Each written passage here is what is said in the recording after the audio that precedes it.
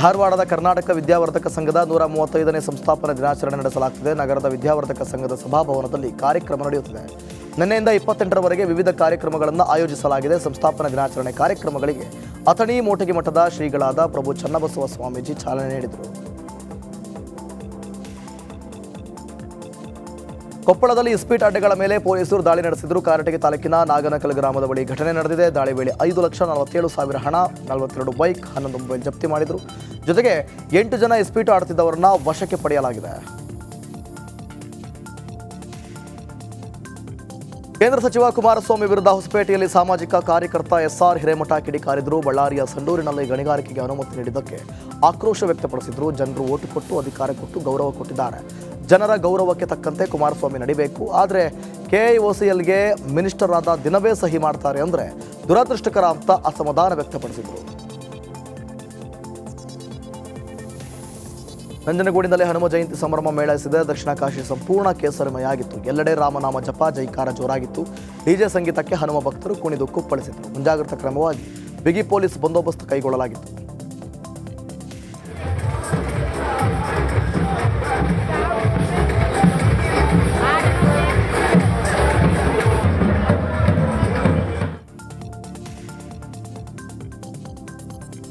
ಮದ್ದು ತಯಾರಿಸುವಾಗ ಸ್ಫೋಟವಾಗಿ ಓರ್ವ ಸಹಜೀವ ದಹನ ಆಗಿದ್ದಾರೆ. ಇಬ್ಬರು ಗಂಭೀರ ಗಾಯಗೊಂಡ ಘಟನೆ ಬೆಳಗಾವಿ ಜಿಲ್ಲೆ ಗೋಕಾಕ್ ತಾಲೂಕಿನ ಪಾಮಲದಿನ್ನಿಯಲ್ಲಿ ನಡೆದಿದೆ. ಸ್ಫೋಟದ ರಭಸಕ್ಕೆ ಮಲ್ಲಪ್ಪ ಸತ್ಯಪ್ಪ ಕಂಕಣವಾಡಿ ಎಂಬಾತ ಸಾವನ್ನಪ್ಪಿದ್ದಾನೆ. ಗಾಯಾಳುಗಳನ್ನು ಗೋಕಾಕ್ ಖಾಸಗಿ ಆಸ್ಪತ್ರೆಗೆ ದಾಖಲಿಸಲಾಗಿದೆ. ರಘು ತಾಯಿ ಮಂಜುಳಮ್ಮ ಅಂತ್ಯಕ್ರಿಯೆ ನಡೆಯಿತು. ಕೊನೆ ಭಾರಿ ಮಗ ತಾಯಿ ಮುಖ ನೋಡದೆ ಅಂತ್ಯಕ್ರಿಯೆ ನಡೆಸಲಾಯಿತು. ಮಗ ರಘುಗಾಗಿ ಬೆಳಗ್ಗೆಯಿಂದ ಕುಟುಂಬಸ್ಥರು ಕಾದಿದ್ರು. ಆದರೆ ರಘು ಬರೋದಿಲ್ಲ ಅಂತ ಗೊತ್ತಾಗಿ ಸಂಬಂಧಿಕರು ಜೋಗಿಮಟ್ಟಿಯಲ್ಲಿರುವ ರುದ್ರಭೂಮಿಯಲ್ಲಿ ಅಂತ್ಯಕ್ರಿಯೆ ನಡೆಸಿದ್ರು. ಆದರೆ ಜೈಲಿನಿಂದಲೇ ವಿಡಿಯೋ ಕಾಲ್ ಮೂಲಕ ಕೊನೆಯ ಬಾರಿ ತಾಯಿ ಮುಖವನ್ನು ರಘು ನೋಡಿದ್ದಾನೆ. ತುಮಕೂರಿನ ಸಿದ್ಧಗಂಗಾ ಮಠಕ್ಕೆ ಕೇಂದ್ರ ಸಚಿವೆ ಶೋಭಾ ಕರಂದ್ಲಾಜೆ ಭೇಟಿ ನೀಡಿದರು. ಶಿವಕುಮಾರ ಶ್ರೀಗಳ ಗದ್ದುಗೆ ದರ್ಶನ ಪಡೆದ ಶೋಭಾ ಕರಂದ್ಲಾಜೆ ವಿಶೇಷ ಪೂಜೆ ಸಲ್ಲಿಸಿದರು. ಬಳಿಕ ಸಿದ್ಧಲಿಂಗ ಸ್ವಾಮೀಜಿಯವರ ಆಶೀರ್ವಾದ ಪಡೆದರು. ಶೋಭಾ ಕರಂದ್ಲಾಜೆಗೆ ಶಾಸಕರಾದ ಜ್ಯೋತಿ ಗಣೇಶ್, ಸುರೇಶ್ ಗೌಡ ಸಾಥ್ ನೀಡಿದರು.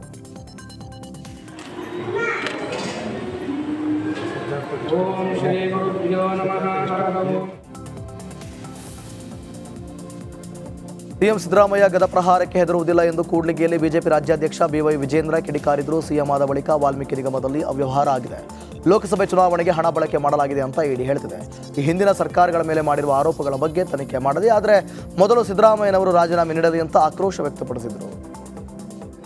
ಅಲ್ಲಿರ್ತಕ್ಕಂಥ ಹಣವನ್ನ ಲೋಕಸಭಾ ಚುನಾವಣೆಯಲ್ಲಿ ದುರ್ಬಳಕೆ ಮಾಡಿಕೊಳ್ಳಲಾಗಿದೆ ಅಂತೇಳಿ ಈಗಾಗಲೇ ಇಡಿಯವರು ಕೂಡ ಹೇಳಿದ್ದಾರೆ. ಹಾಗಾಗಿ ಮುಖ್ಯಮಂತ್ರಿಗಳು ನೇರವಾಗಿ ಹೊಣೆಗಾರರಾಗ್ತಾರೆ. ಅದಕ್ಕೆ ರಾಜೀನಾಮೆ ಕೊಡಬೇಕು ಅಂತ ನಾವು ಒತ್ತಾಯ ಮಾಡ್ತೇವೆ. ಅದಕ್ಕೆ ಫಸ್ಟ್ ಉತ್ತರ ಕೊಡಲಿ, ರಾಜೀನಾಮೆ ಕೊಡಲಿ.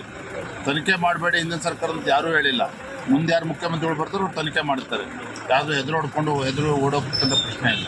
ಈಗ ಸರ್ ತಮ್ಮ ಮೇಲೆ ಆರೋಪ ಬಂದಿದ್ದಕ್ಕೆ ಹಿಂದಿನ ಸರ್ಕಾರ ಅವ್ರ ಮೇಲೆ ಆರೋಪ ಬಂದಿದ್ದಕ್ಕೆ ಗಾಬರಿಯಾಗಿ ಆತಂಕದಿಂದ ಇವತ್ತು ವಿರೋಧ ಪಕ್ಷದ ಮೇಲೆ ಗದಾಪ್ರಹಾರ ಮಾಡ್ತಕ್ಕಂಥ ಪ್ರಯತ್ನ ಮಾಡ್ತಾರೆ.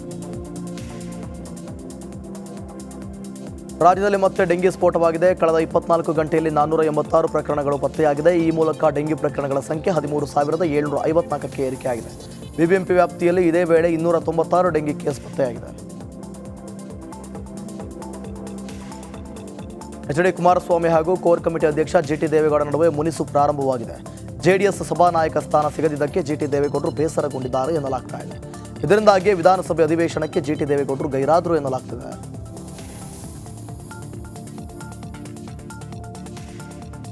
ಕಾಪಿರೈಟ್ಸ್ ಉಲ್ಲಂಘನೆ ಆರೋಪದಲ್ಲಿ ರಕ್ಷಿತ್ ಶೆಟ್ಟಿ ವಿರುದ್ಧ FIR ಹಿನ್ನೆಲೆ ನಿರೀಕ್ಷಣಾ ಜಾಮೀನು ಕೋರಿ ರಕ್ಷಿತ್ ಶೆಟ್ಟಿ ಅರ್ಜಿ ಸಲ್ಲಿಸಿದ್ದಾರೆ. ಬೆಂಗಳೂರಿನ ಸೆಷನ್ಸ್ ಕೋರ್ಟ್ಗೆ ಅರ್ಜಿ ಸಲ್ಲಿಸಿದ್ದಾರೆ. ನ್ಯಾಯ ಎಲ್ಲಿದೆ ಸಾಂಗ್ ಕಾಪಿರೈಟ್ಸ್ ಉಲ್ಲಂಘನೆ ಮಾಡಿರುವ ಆರೋಪ ನಟನ ಮೇಲಿದೆ. ಬ್ಯಾಚುಲರ್ಸ್ ಪಾರ್ಟಿ ಸಿನಿಮಾಗಾಗಿ ಅನಧಿಕೃತವಾಗಿ ಹಾಡು ಬಳಸಲಾಗಿದೆ ಎಂಬ ಆರೋಪ ರಕ್ಷಿತ್ ಶೆಟ್ಟಿ ಮೇಲಿದೆ.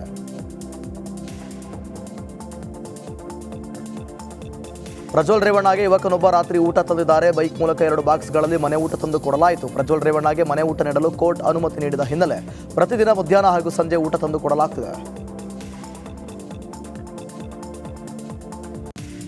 ದರ್ಶನ್ ಭೇಟಿಗೆ 2 ಮಹಿಳೆಯರು ವಕೀಲರ ವೇಷದಲ್ಲಿ ಬಂದ್ರಾ ಎಂಬ ಶಂಕೆ ವ್ಯಕ್ತವಾಗ್ತಿದೆ.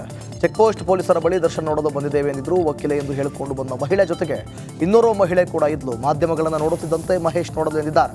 ಅಲ್ಲದೆ ID ಕಾರ್ಡ್ ಕೇಳುತ್ತಿದ್ದಂತೆ ಮಾಸ್ಕ್ ಹಾಕಿಕೊಂಡು ಹೋಗಿರೋದು ಹಲವು ಅನುಮಾನಕ್ಕೆ ಕಾರಣವಾಗಿದೆ. ಮನುಷ್ಯರಿಗೆ 20 ಬೆರಳುಗಳಿರೋದು ಸಹಜ, ಎಲ್ಲೋ ಅಪರೂಪಕ್ಕೆಂಬಂತೆ 22-23 ಬೆರಳುಗಳಿರಬಹುದು. ಆದರೆ ಬಾಗಲಕೋಟೆಯಲ್ಲಿ ಅಪರೂಪದ ಮಗುವೊಂದು ಜನ್ಮ ತಾಳಿ ವೈದ್ಯ ಲೋಕವನ್ನೇ ಅಚ್ಚರಿಗೊಳಿಸಿದೆ. ಆಗಷ್ಟೇ ಹುಟ್ಟಿದ ಕಂದನ ಕೈಯಲ್ಲಿ 25 ಬೆರಳುಗಳನ್ನು ನೋಡಿ ವೈದ್ಯರು ಶಾಕ್ ಆಗಿದ್ದಾರೆ. ರಬಕವಿ ಪಟ್ಟಣದ ಖಾಸಗಿ ಆಸ್ಪತ್ರೆಯಲ್ಲಿ ಈ ಮಗುವಿನ ಜನನವಾಗಿದೆ. 12 ಕಾಲ್ಬೆರಳುಗಳು 13 ಕೈಬೆರಳುಗಳೊಂದಿಗೆ ಗಂಡು ಮಗುವಿನ ಜನನವಾಗಿದೆ. ಬಲಗೈಗೆ 6 ಬೆರಳು, ಎಡಗೈಗೆ 7 ಬೆರಳು, 2 ಕಾಲಿನಲ್ಲಿ 6 ಬೆರಳುಗಳನ್ನು ಮಗು ಹೊಂದಿದೆ. ಧಾರವಾಡದ ಕರ್ನಾಟಕ ವಿದ್ಯಾವರ್ಧಕ ಸಂಘದ 135ನೇ ಸಂಸ್ಥಾಪನಾ ದಿನಾಚರಣೆ ನಡೆಸಲಾಗುತ್ತಿದೆ. ನಗರದ ವಿದ್ಯಾವರ್ಧಕ ಸಂಘದ ಸಭಾಭವನದಲ್ಲಿ ಕಾರ್ಯಕ್ರಮ ನಡೆಯುತ್ತಿದೆ. ನಿನ್ನೆಯಿಂದ 28ರವರೆಗೆ ವಿವಿಧ ಕಾರ್ಯಕ್ರಮಗಳನ್ನು ಆಯೋಜಿಸಲಾಗಿದೆ. ಸಂಸ್ಥಾಪನಾ ದಿನಾಚರಣೆ ಕಾರ್ಯಕ್ರಮಗಳಿಗೆ ಅಥಣಿ ಮೋಟಗಿ ಮಠದ ಶ್ರೀಗಳಾದ ಪ್ರಭು ಚನ್ನಬಸವ ಸ್ವಾಮೀಜಿ ಚಾಲನೆ ನೀಡಿದರು. ಕೊಪ್ಪಳದಲ್ಲಿ ಇಸ್ಪೀಟ್ ಅಡ್ಡೆಗಳ ಮೇಲೆ ಪೊಲೀಸರು ದಾಳಿ ನಡೆಸಿದರು. ಕಾರಟಗಿ ತಾಲೂಕಿನ ನಾಗನಕಲ್ ಗ್ರಾಮದ ಬಳಿ ಘಟನೆ ನಡೆದಿದೆ. ದಾಳಿ ವೇಳೆ 5,47,000 ಹಣ, 42 ಬೈಕ್, 11 ಮೊಬೈಲ್ ಜಪ್ತಿ ಮಾಡಿದರು. ಜೊತೆಗೆ 8 ಜನ ಇಸ್ಪೀಟ್ ಆಡುತ್ತಿದ್ದವರನ್ನ ವಶಕ್ಕೆ ಪಡೆಯಲಾಗಿದೆ. ಕೇಂದ್ರ ಸಚಿವ ಕುಮಾರಸ್ವಾಮಿ ವಿರುದ್ಧ ಹೊಸಪೇಟೆಯಲ್ಲಿ ಸಾಮಾಜಿಕ ಕಾರ್ಯಕರ್ತ SR ಹಿರೇಮಠ ಕಿಡಿಕಾರಿದ್ರು. ಬಳ್ಳಾರಿಯ ಸಂಡೂರಿನಲ್ಲಿ ಗಣಿಗಾರಿಕೆಗೆ ಅನುಮತಿ ನೀಡಿದ್ದಕ್ಕೆ ಆಕ್ರೋಶ ವ್ಯಕ್ತಪಡಿಸಿದ್ರು. ಜನರು ಓಟು ಕೊಟ್ಟು ಅಧಿಕಾರ ಕೊಟ್ಟು ಗೌರವ ಕೊಟ್ಟಿದ್ದಾರೆ. ಜನರ ಗೌರವಕ್ಕೆ ತಕ್ಕಂತೆ ಕುಮಾರಸ್ವಾಮಿ ನಡಿಬೇಕು. ಆದರೆ KIOCLಗೆ ಮಿನಿಸ್ಟರ್ ಆದ ದಿನವೇ ಸಹಿ ಮಾಡ್ತಾರೆ ಅಂದರೆ ದುರದೃಷ್ಟಕರ ಅಂತ ಅಸಮಾಧಾನ ವ್ಯಕ್ತಪಡಿಸಿದರು. ನಂಜನಗೂಡಿನಲ್ಲಿ ಹನುಮ ಜಯಂತಿ ಸಂಭ್ರಮ ಮೇಳೈಸಿದೆ. ದಕ್ಷಿಣ ಕಾಶಿ ಸಂಪೂರ್ಣ ಕೇಸರಿಮಯಾಗಿತ್ತು. ಎಲ್ಲೆಡೆ ರಾಮನಾಮ ಜಪ, ಜೈಕಾರ ಜೋರಾಗಿತ್ತು. ಡಿಜೆ ಸಂಗೀತಕ್ಕೆ ಹನುಮ ಭಕ್ತರು ಕುಣಿದು ಕುಪ್ಪಳಿಸಿದರು. ಮುಂಜಾಗ್ರತಾ ಕ್ರಮವಾಗಿ ಬಿಗಿ ಪೊಲೀಸ್ ಬಂದೋಬಸ್ತ್ ಕೈಗೊಳ್ಳಲಾಗಿತ್ತು.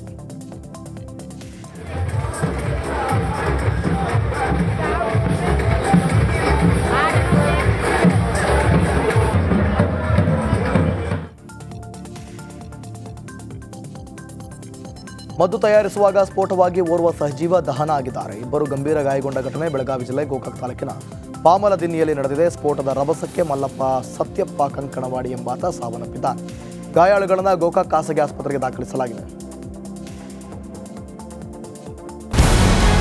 ನಮಸ್ಕಾರ, ಕರ್ನಾಟಕ ಪ್ರೈಮ್ ಟೈಮ್ಗೆ ಸ್ವಾಗತ.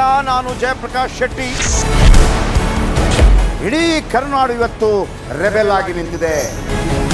ಈ ಹಗರಣಗಳನ್ನು ಸದನದಲ್ಲಿ ಪ್ರಸ್ತಾಪ ಮಾಡಲು ಕೂಡ ಕಾಂಗ್ರೆಸ್ ಹಿಂದೇಟು ಹಾಕಿದ್ದೇಕೆ? ನಿಮ್ಗೆ ಸಂಬಳ ಅದಕ್ಕೆ, ನಿಮಗೆ ವಾಹನ ಅದಕ್ಕೆ, ನಿಮಗೆ ವೆಪನ್ ಅದಕ್ಕೆ, ನೀವು ಅದನ್ನು ಸೆರೆ ಹಿಡಬೇಕಾಗಿತ್ತು. ನೀವು ವಿದ್ಯುತ್ ಬರ ಇದೆ ಅಂತ ಹೇಳ್ತಾ ಇದ್ದೀರಿ. ಎಲ್ಲಿ ಬರ ಇದೆ ನೀವು ಹೇಳಬೇಕು. ಪಾಕಿಸ್ತಾನ್ ಆಕ್ಯುಪೈಡ್ ಕಾಶ್ಮೀರ್ ಅದು ಎಂದೆಂದಿಗೂ ನಮ್ಮದು. 40 ಮೆಷಿನ್ಗಳು ತಂದಿತ್ತು ನೋಟ್ ಎಣಿಸುವುದಕ್ಕೆ, ಅದೇ ಹಾಳಾಯಿತು. ಮಥುರಾದ ಗಲಾಟೆ ಇದೆಯಲ್ಲ, ಅದು ಸ್ಥಳೀಯವಾಗಿ ಕೂತು ಪರಿಹರಿಸಬಹುದಾದಂಥ ಕಾನೂನಿದೆ. ಗ್ಯಾರಂಟಿ ಯೋಜನೆಯಿಂದ ನಷ್ಟ ಆಗಿದೆ, ಲಾಭ ಆಗಿದೆ, ದಯವಿಟ್ಟು ಹೇಳಿ. Dawood Ibrahim most wanted criminal ಯಾವಾಗಾದ ಅಂದರೆ ಇಲ್ಲಿ ತನಕ ಭಾರತ ದೇಶದಲ್ಲಿ ಓರ್ವ ದಲಿತ ಪ್ರಧಾನಿಯಾದಂಥ ಇತಿಹಾಸವೇ ಇಲ್ಲ. ರಿಪಬ್ಲಿಕ್ ವರ್ಲ್ಡ್ ಆಪ್ ಇದು ಕೇವಲ ಅಪ್ಲಿಕೇಶನ್ ಅಲ್ಲ, ಸಮಗ್ರ ಸುದ್ದಿಗಳ ಸಂಪರ್ಕ ಮಾರ್ಗಕ್ಕೆ ಕ್ರಾಂತಿಕಾರಿ ಬದಲಾವಣೆ. ರಿಪಬ್ಲಿಕ್ ವರ್ಲ್ಡ್ ಆಪ್ ಕೇವಲ ಸುದ್ದಿ ಅಪ್ಲಿಕೇಶನ್ ಅನ್ನ ಪರಿಚಯ ಮಾಡ್ತಾ ಇಲ್ಲ, ಬದಲಾಗಿ ಡಿಜಿಟಲ್ ಸುದ್ದಿ ಬಳಕೆಯ ಹೊಸ ಯುಗಕ್ಕೆ ನಾಂದಿ ಹಾಡ್ತಾ ಇದೆ. ಇದೊಂದು ಬ್ರೇಕಿಂಗ್ ನ್ಯೂಸ್, ಪ್ರಭಾವಶಾಲಿ ಕಾರ್ಯಕ್ರಮಗಳಿಗೆ ಗಟ್ಟಿಯಾದ ವೇದಿಕೆ. ರಿಪಬ್ಲಿಕ್ ವರ್ಲ್ಡ್ ಅಪ್ಲಿಕೇಶನ್ ಈಗ ಲೈವ್ ಆಗಿದೆ. ಗೂಗಲ್ ಪ್ಲೇ ಸ್ಟೋರ್ ಮತ್ತು ಆಪಲ್ ಆಪ್ ಸ್ಟೋರ್ ಎರಡರಲ್ಲೂ ಲಭ್ಯವಿದೆ. ಈಗಲೇ ಡೌನ್ಲೋಡ್ ಮಾಡಿ.